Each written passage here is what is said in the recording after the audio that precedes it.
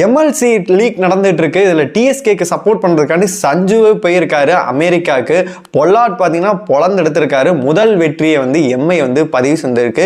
ரிஷப் பண்ட் வந்து ஒரு முக்கியமான விஷயத்தை வந்து பார்த்தீங்கன்னா ஷேர் பண்ணியிருக்காரு. விராட் கோலி இடம் பார்த்தீங்கன்னா எங்களுக்கு தான் அப்படின்ற மாதிரி ஒரு விஷயத்த சொல்லியிருக்காரு. ஆர்சிபியோட கரண்ட் சூழ்நிலை என்ன, அடுத்த வருஷம் என்ன நடக்க போகுது, அதை பற்றி எல்லாத்தையுமே நம்ம ஃபுல்லாகவே பார்த்துடலாம். ஹாய் மக்களே, நான் உங்கள் ஷாம். நிறைய பேர் வீடியோ பார்க்குறீங்க, நான் லைக் அண்ட் சப்ஸ்கிரைப் பண்ணால் பார்க்குறீங்க. லைக் அண்ட் சப்ஸ்கிரைப் பண்ணிட்டு பார்த்தீங்கன்னா ரொம்பவே சந்தோஷமாக இருக்கும். ஆர்சிபியோட அப்டேட்லேருந்தே நம்ம ஸ்டார்ட் பண்ணிடுவோம். ஆர்சிபி பார்த்தீங்கன்னா என்ன நடந்துச்சுன்னு உங்களுக்கே தெரியும். ஆர்சிபி பேன் ஆக போகுது, ஓனர் மாற போகிறாங்க, சரவணன் அண்ணாச்சி எல்லாம் வாங்குறாரு அப்படின்ற மாதிரி பல அப்டேட்டுகள் மத்தியில் பல உருட்டுகளும் போய் கொண்டு இருக்கிறது. ஆனால் நான் முன்னாடியே சொல்லியிருந்தேன், அந்த ஒரு கிரிக்கெட் கவுன்சில் மீட்டிங்கில் பார்த்தீங்கன்னா ஒன்று சொல்லியிருந்தாங்க. அதாவது இப்போதைக்கு ஒரு 15 நாள் எடுத்துக்கங்க, ஒரு 3 பேர் கொண்ட குழு இது பண்ணி ஒரு நடவடிக்கை இது பண்ணுங்க, எப்படி எல்லாம் வெற்றி கொண்டாட்டம் பண்ணலாம் அப்படின்னு சொல்லிட்டு எடுத்துருவாங்க அப்படின்ற மாதிரி சொல்லியிருக்காங்க. அவங்க சொல்லணும் அப்படின்னா ஆர்சிபியை பேன் பண்ணுங்க, இந்த மாதிரிக்கெல்லாம் இவங்க தான் காரணம் அப்படின்னு சொல்லிட்டு நான் அப்பயே சொல்லியிருக்கலாம். அந்த மாதிரி பார்த்தீங்கன்னா எந்த ஒரு அப்டேட்டுமே இதுலவே இல்லை. ஆர்சிபியோட ஃபேன்ஸ்க்கு சந்தோஷமான விஷயம் என்ன அப்படின்னு கேட்டிங்கன்னா, நெக்ஸ்ட் சீசன் கண்டிப்பாகவே ஆர்சிபி இருக்கும். அதே டீம் தான், அதே ஓனர் மாதிரி தான் போயிட்டுருக்கு. பிளேயிங் லெவனும் அதே மாதிரி தான் இருக்கும். ஒரு சில பிளேயர்களை மட்டும் மாற்றுற மாதிரி இருப்பாங்க. அது என்ன நடக்குது அப்படின்னு சொல்லிட்டு அக்டோபர் வந்து அந்த ரிட்டன்ஷனில் தான் வந்து நம்மளுக்கு எல்லாமே தெரியும். அது வரைக்கும் இந்த வதந்திகள் இந்த மாதிரி எதையுமே நம்பாதீங்க. இப்போ வரைக்கும் பார்த்தீங்கன்னா டீம் அந்த கரும்புள்ளி மாதிரி ஒரு விஷயம் நடந்துச்சு, அதுலேருந்து கடந்து போகணும். என்ன பண்ணும், அது ஒரு சில பேர் நபர்களால் காரணம், டீம் பிளேயர்ஸ் எல்லாம் வந்து நம்ம பிளேம் பண்ண முடியாது. அதனால் நெக்ஸ்ட் சீசன் இருக்கும் அப்படின்ற மாதிரி தான் சொல்கிறாங்க. இந்த ரூமர்ஸ் எல்லாம் நம்பாதீங்க அப்படின்னு சொல்லிட்டு நம்ம அடுத்த அப்டேட்டுக்கு போயிடலாம். மேஜர் லீக் பார்த்தீங்கன்னா வேற லெவலில் நடந்துட்டு இருக்கு. உண்மையிலே கொளுத்தி எடுத்துக்கிட்டு இருக்காங்க அப்படின்னு சொல்லலாம். பொல்லாடு பார்க்கும்போது அவங்க டீம் வந்து ஃபஸ்ட் டைமாக ஜெயிச்சிருக்காங்க. ஆல்ரெடி 2-3 மேட்ச் தோத்துட்டாங்க. ஃபஸ்ட்டு எம்ஐ நியூயார்க் டீம் வந்து ஜெயிச்சிருக்காங்க. இதில் என்ன ஒரு சுவாரஸ்யமான விஷயம் அப்படின்னு கேட்டிங்கன்னா, மிச்சல் பிரேஸ்வெல் பார்த்தீங்கன்னா டீமில் எடுக்கிறதுக்கான எம்ஐ டீம் எடுக்கிறதுக்கு வாய்ப்பு அதிகமாகவே இருக்குது. ஏன்னா சூப்பராக விளையாடுறாரு, ஒரு ஆல்ரவுண்டர் பர்ஃபார்மன்ஸை கொடுக்குறாரு. நேற்றுமே அவங்க டீமுக்காக கொளுத்தி எடுத்திருக்காரு. பொல்லாட ஏன் ஊட்டின்னு சொல்லி நான் எல்லா வீடியோலையும் சொல்லிட்டு இருக்கேன். நேற்று பார்த்தீங்கன்னா ஒரு 10 பால் 15 பால் தான் ஆடுவார். பார்த்தீங்கன்னா 4 4 ஒரு 6 அடித்து பார்த்தீங்கன்னா நாட் அவுட் ஆகி க்ரூசியல் இன்னிங்ஸ் ஆடி கொடுத்துட்றாரு. கெயில் மேயர்ஸ் சொன்னீங்க, தலைவா அவன் சோக் ஆயிடுவான் தலைவான்னு சொல்லிட்டு இருந்தீங்க. நான் கரெக்டான இன்னிங்ஸில் ஆடுவார் பாருங்க அப்படின்னு நேற்று பார்த்தீங்கன்னா 88 ரன் அவங்க டீமுக்காக அடிச்சு கொடுத்துருக்காரு. கிளாசன் 27 தான். இவர் பார்த்தீங்கன்னா 10 6 போட்டு பார்த்தீங்கன்னா வேற லெவலில் பர்ஃபார்ம் பண்ணுறாரு. அவருமே ஒரு ஆல்ரவுண்டர் பர்ஃபார்மன்ஸ் பண்ணுவார். பார்த்தீங்கன்னா எல்எஸ்சியில் கூட இருந்திருக்காரு. அதனால் மினி ஆக்ஷன்லாம் கண்டிப்பாகவே ஏதாச்சும் ஒரு நல்ல டீம் வந்து அவரை பிக் பண்ணலாம். அப்புறம் கேமரூன் கிரீன் வந்து அந்தளவு பர்ஃபார்ம் பண்ணுறதுனா கூட பிரேஸ்வெலுக்கு பார்த்தீங்கன்னா மிச்சல் பிரேஸ்வெலுக்கு நல்ல ஒரு பொசிஷன் இருக்குது. அவரையுமே கண்டிப்பாக வந்து டீம்கள் இப்போ ஆல்ரெடி எம்ஐ டீம் காண்டி ஆடுறாரு. திரும்பி வில் ஜாக்ஸ் போலாம் அவர் எடுக்கிறதுக்கான வாய்ப்புகள் கூட அதிகமாக இருக்குது. 200 ரன்னுக்கு மேலே டார்கெட் செட் பண்ணுறாங்க. இவங்க பார்த்தீங்கன்னா 19 ஓவர்லேயே வந்து எம்ஐ முடிச்சு விட்டு போயிட்டாங்க அப்படின்னே சொல்லலாம். அந்த மேட்ச் பார்க்குறதுக்கும் அவ்வளோ இன்ட்ரெஸ்ட்டாக இருக்குது, செம்மையாகவே இருக்குது அப்படின்னே சொல்லலாம். நீங்கள் யூடியூப்பில் கூட இருக்குது, போய் பாருங்கள். இல்லாட்டி லைவ் பார்க்கணும்னு நினச்சா காலங்காத்தாலே பார்க்கணும், பார்த்தீங்கன்னா ஹாட் ஸ்டாரில் கூட பார்க்கணும்னா பாருங்கள். அதுக்கு அடுத்ததாக பார்த்தீங்கன்னா ரிஷப் பண்ட் ஒரு விஷயத்த ப்ரெஸ் கான்ஃபரன்ஸில் ஒரு விஷயம் சொல்லியிருக்காரு. அதாவது இப்போ அடுத்து கோலி இல்லை, ரோஹித் இல்லை, இவங்கள இடங்கள்லாம் எப்படிங்க அப்படின்னு கேட்டதுக்கு வந்து பார்த்தீங்கன்னா அந்த இடம் வந்து நாங்கள் தான் ஃபில்லப் பண்ண போகிறோம். அந்த இடத்துல வந்து சுமன் கில் இறங்க போகிறாரு. அதுக்கப்புறமேட்டு 3வது 4வது இடத்துல வந்து நான் இறங்க போகிறேன் அப்படின்ற மாதிரி சொல்லியிருக்காரு. ஜெய்ஸ்வால் இந்த மாதிரி பிளேயர்ஸ் எல்லாம் நல்ல ஒரு ஃபார்ம்லேயே இருக்காங்க. அவங்களாம் ஓப்பனிங் வந்து நல்லா அடிச்சு கொடுப்பாங்க. அதுக்கப்புறம் அந்த மிடில் ஆர்டர் தான் பார்த்தீங்கன்னா ஒரு கொஞ்சம் ஸ்ட்ராங்காகவே இருக்கணும். அதுக்கு முன்னாடி இவங்க கூட கேலோ கருணோ இவங்கெல்லாம் அவங்க செட் பண்ணி கொடுத்துட்டா கூட பார்த்தீங்கன்னா அடுத்து வர பேட்ஸ்மேன்கள்லாம் பார்த்தீங்கன்னா கொஞ்சம் நிதானமாக ஆடணும். ஏன்னா நம்ம சவுத் ஆஃப்ரிக்கா இதே பார்த்தோம், ஓப்பனிங் ஒரு சில இதில் வந்து சோக் ஆனதுனால வந்து அடுத்த ஒரு பிளேயர்களுக்கு பார்த்தீங்கன்னா ஒரு ஸ்ட்ரகிளாக இருந்துச்சு. ஓரளவு ஸ்டாண்டிங் போட்டு நிற்கிற மாதிரி இருக்குது. அதான் பாவுமா பார்த்தீங்கன்னா நிறைய இடத்துல வந்து ஸ்டாண்டிங் போட்டு நிற்கிறாரு. அதே மாதிரி தான் பார்த்தீங்கன்னா இந்திய அணியிலே வந்து கொஞ்சம் ஸ்ட்ராங்காகவே இருக்கணும்ன்றதுக்காண்டி பார்த்தீங்கன்னா ரிஷப் பண்ட்டும் டெஸ்ட்டில் சூப்பராக ஆடக்கூடியவர். அதே மாதிரி கில்லுமே பார்த்தீங்கன்னா நல்லா தான் ஆடக்கூடியவர். அந்த இடத்துல நாங்கள் வந்து ஃபில்லப் பண்ணிக்கலாம் இருக்கோம் கோலியோட இடத்த அப்படின்ற மாதிரி சொல்லியிருக்காங்க. அதனால் நாங்கள் தான் ஆட போகிறோம் அப்படின்ற மாதிரி சொல்லியிருக்காங்க. அந்த பிளேயிங் லெவன் எப்படி இருக்கும், என்ன மாதிரி பர்ஃபார்ம் பண்ணணும், எப்படி பிச் இருக்கும் அப்படின்றது நம்ம ஃபுல் வீடியோ போட்டிருக்கோம்.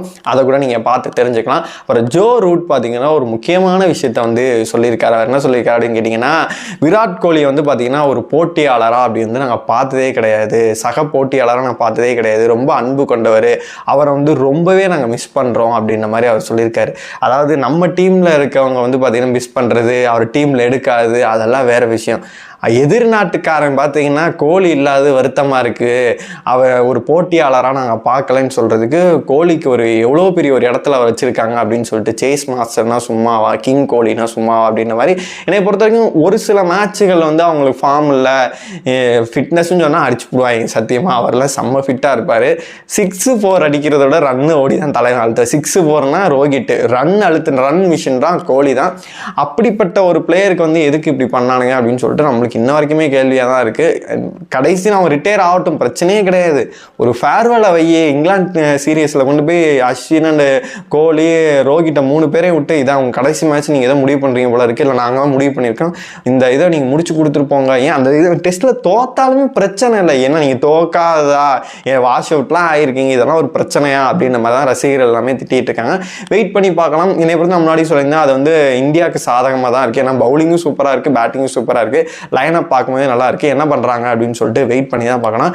நெக்ஸ்ட் சீசன் பார்த்தீங்கன்னா டிஎஸ்கேல வந்து பார்த்தீங்கன்னா சஞ்சு, அதாவது சிஎஸ்கேல வந்து சஞ்சு இருப்பார் அப்படின்ற மாதிரி போயிட்டு இருந்து, இப்போ பார்த்தீங்கன்னா அவங்கள வந்து என்கரேஜ் பண்ணுறதுக்காண்டி வந்து தலைவன் ஆல்ரெடி ஃபாரினில் தான் இருக்காப்ல, விஸ்வநாதா பார்த்தாப்ல அப்படின்ற மாதிரிலாம் ஒரு பேச்சுக்கள் அடிபட்டுருது. இப்போ பார்த்தீங்கன்னா அது சமூக வலைதளம் ஃபுல்லாக ஒரு ஃபோட்டோ வந்து வைரல் ஆகிட்டு இருக்கு.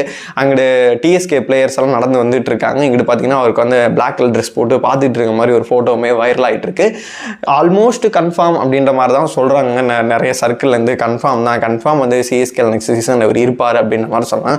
இருந்தாவே பரம சந்தோஷம் அப்படின்னே சொல்லலாம். ஏன்னு கேட்டிங்கன்னா அவங்கள பேட்டிங் டெப்த் தான் வந்து ரொம்பவே முக்கியம். அதுக்கப்புறமேட்டு பவுலிங் நம்ம முன்னாடியே சொல்லியிருந்தோம்.